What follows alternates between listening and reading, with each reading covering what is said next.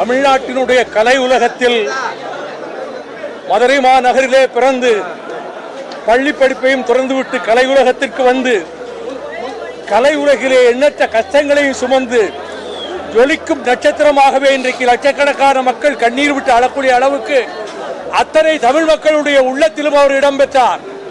ஈழத் தமிழர்கள் மீது அவர் கொண்டிருந்த பாசத்தின் காரணமாகவே தன்னுடைய ஒரு மகனுக்கு விஜய் பிரபாகரன் என்று பெயர் சூட்டி இன்னொரு பையனுக்கு சண்முக பாண்டியன் என்று பெயர் சூட்டினார். அவர் நடித்த படங்கள் 150க்கும் மேல். சாட்சி, உழவன் மகன், அம்மன் கோயில் கிழக்காலே வரிசையாக வைதேகி காத்திருந்தாள், உழவன் மகன்,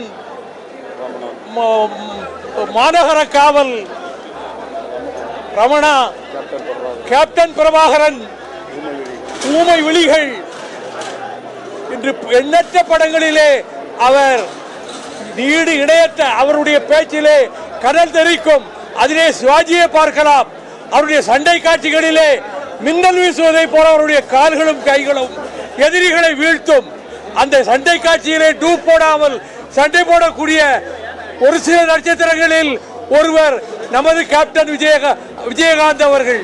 புரட்சி கலைஞர் அவர்கள். புரட்சி கலைஞர் புகழ் வாழ்க, புரட்சி கலைஞர் புகழ் வாழ்க, புரட்சி கலைஞர் புகழ் வாழ்க. இந்த மண்ணிற்கு மட்டும், விண்ணிற்கு மட்டும், கலை உலகம் இருக்கும் மட்டும் புரட்சி கலைஞர் கேப்டன் விஜயகாந்தினுடைய பெயரும் நிலைத்திருக்கும். அவர் புகழ் வாழ்க.